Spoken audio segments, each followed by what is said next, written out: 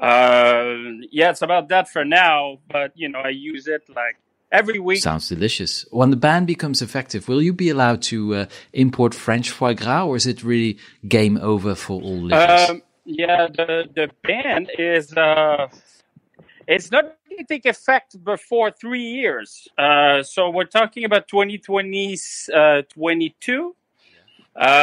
So we still have a little bit of time. I mean, they've tried to do it in Chicago, which was like a disaster. I think they sold more foie gras during the Prohibition than in any given time. They're well aware of that. I don't know. I think they want to take time to find a way to enforce the law, which is going to be very bogus and very complicated.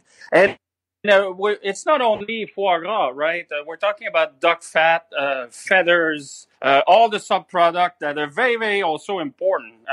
And for me, it's just like getting rid of that. It's like getting rid of letters from the alphabet. Go and write, How did your colleagues of other restaurants react? Is there some kind of chef's resistance front in the making to defend foie gras in New York? We hear a handful of chefs being vocal about the topic. I think a lot of people fear the repercussion. They fear that their clientele would turn against them because that's the way sometimes people feel about activists. You feel like they're everywhere, but in reality, they're just a handful of people with a lot of money. Well, at least you can serve foie gras for another 3 years. And well, whenever you're in Paris, please visit our studio. We'll be more than happy to serve you a French meal with a lot of foie gras, completely legal. Yeah. You're more than welcome. Please, Thanks please. very much. Definitely. It's a pleasure. Thank you so much. And the website of Hugue Dufour's restaurant in New York is magasinwells.com. Now, so the reason for this ban is, of course, not only to upset New York chefs, right? No. What is the reason? Well, they have a point, of course. Producing foie gras, which are basically very large livers of ducks and geese, that they make that in nature when they have to travel a long way. So in the winter time, for instance, if they migrate to another part of the world. So that's a natural process. But of course, we don't have the time to wait. We can't capture these geese and these ducks if they're trying to leave to migrate. So what they do, mostly in the southwest of France, but also other countries produce foie gras, but it's mainly in France, they force-fed corn. They put a huge tube in the mouth of geese and ducks, and they just stuff them. Yes, absolutely. And of course, it's very controversial. It's force feeding, with more food than they would eat in the wild. So they have their livers, they become huge, enormous proportions. And animal rights advocates, they say, well, it's painful, it's cruel, just to do this for a little bit of foie gras, so we have to stop it. So that's, they now, the New York City Council, agrees with them. But yeah, many farmers and chefs, they're just cooking up controversy. But it's not only New York, it's a trend. Foie gras, Sarah, we can't eat it anywhere. Well, it's banned in many countries, actually. The production of foie gras is banned in many countries. In Czech Republic, Denmark, Finland, Germany, Italy, Luxembourg, Norway, Turkey, United Kingdom. The list can be made very, very long. But of course, these countries, in many of them, you're allowed still to import foie gras. But of course, it's a controversy that, it goes back and forth. The U.S. city of Chicago a couple of years ago also banned the sales. That was later overturned in another court. But in California, for example, sales and production is banned since a couple of years. I think. Do you like foie gras, Stefan? Actually, I do, and I must admit that I've been to a farm where they make foie gras. It didn't really seem very cruel to me, but of course I know it's not, it's not good for the animal. But I just it's so delicious. It's very hard to to not to eat it during Christmas. But I must say, every time I eat a little bit of foie gras, I think of those poor ducks who died for my... You feel a little bit I feel guilty. a little bit... I do feel guilty. Yeah, but I really love it. But, in many countries, also in Europe, for instance, in the Netherlands, it's really not done to eat foie gras. And I know of restaurants that, if they put foie gras on the menu, then people throw stones through the windows. So it's really controversial. And I think about 95% of foie gras worldwide is consumed in France. So it's really... Yeah, because here it's not very controversial, No, not right? at all. It's very... It's very hard to find a French person who would say, we should get rid of foie gras and it's just horrible for the animals. You have them, but I mean, they're not very loud, and you don't hear a big debate about it. And because you could believe, or you could think after all this controversy and, the bans and everything, that there was some kind of crisis for the foie gras production and the business. But actually, it's not. No. Last year in 2018, sales went up 3%. Actually, everybody in France puts it at least on the menu with Christmas. Some people eat it more often.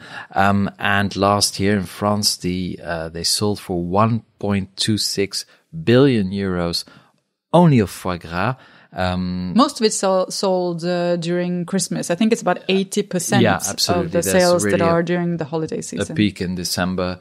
It's really part of this traditional Christmas meal in France, which is you start with oysters, then foie gras, then the stuffed duck, another for a bird, and then the cheese, of course, and the bûche de Noël, which is a sort of pastry cake. So that's a typical, really classic Christmas dinner here in France. And foie gras is always on the table.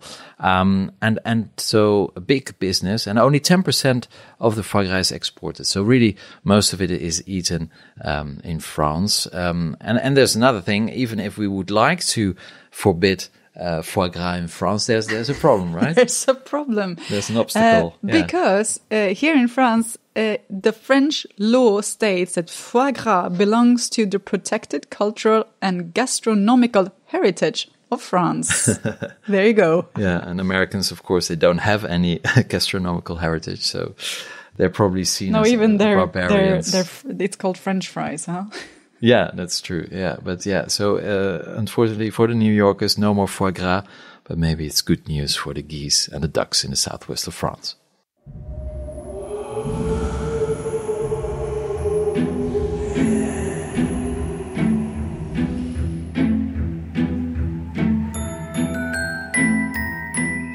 Now we're going to have more food, actually. We're going to eat lots of candies. Yeah, sweets, because it's Halloween this week. Now, this is not a French party. Not at all. It's not. I even had to check. I even had to look actually into how you say trick or treat in French, because I wasn't quite sure. Me neither, actually. How would you say it? Bonbon ou on sort? Bonbon. Bonbon au bâton, apparently. Oh, really? Yeah. Bonbon au bâton?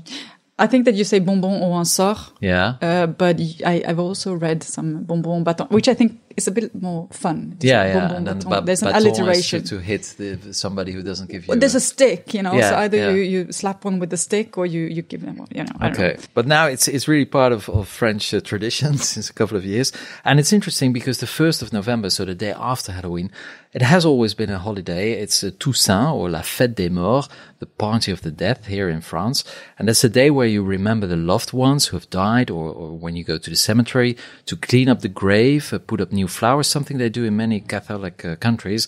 And even Protestant countries. Yeah, really? I didn't know that. Okay. So it's a religious holiday on the 1st of November, but not the evening before, which is Halloween. And interestingly enough, Toussaint, so the name of the party of the 1st of November, means All Saints, and Halloween comes from All Hallows Eve, and that means the evening of All Saints. So it's basically the same party, but it's not quite the same party, is it, Sarah? No, it's not quite so.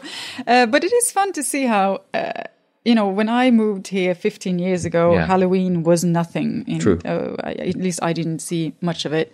And I even remember as late as like 5 years ago, and I tried to get some decorations for the house and to have a little Halloween celebrations with my children.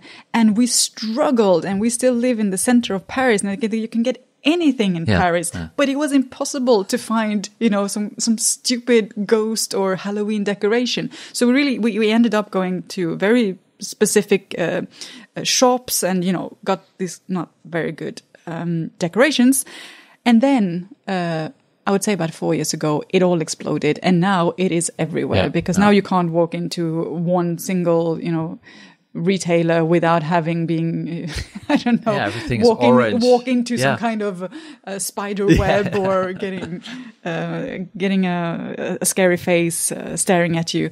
So it has really taken off. It's incredible. Pumpkins, candy, dresses.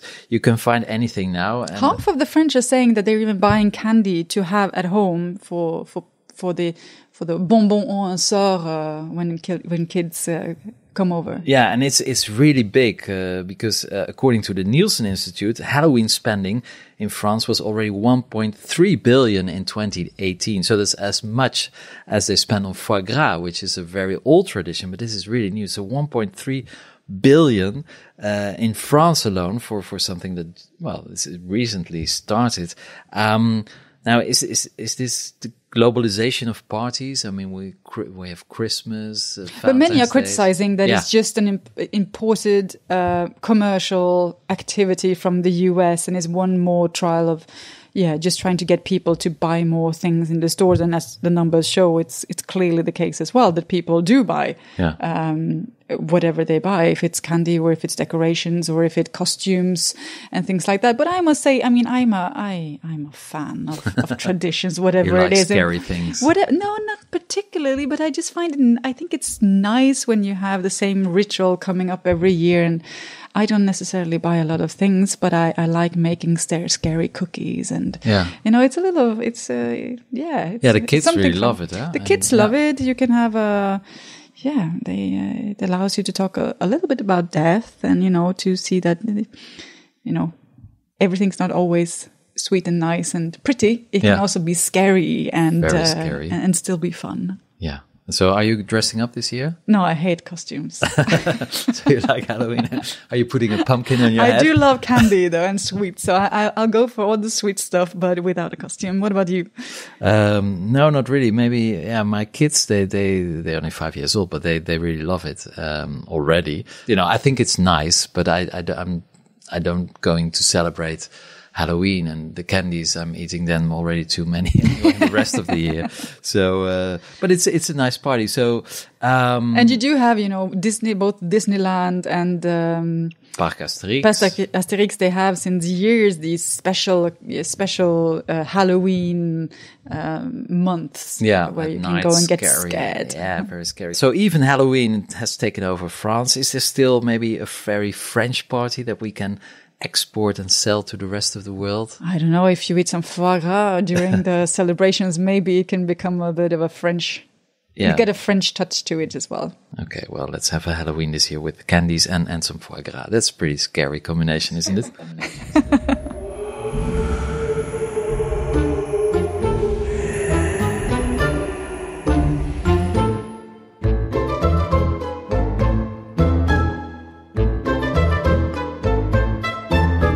Well, that wraps up this edition of So French. We hope you have enjoyed it. You can listen to us on iTunes, Spotify, Stitcher, YouTube, and all the other podcast platforms. And we're also on Instagram.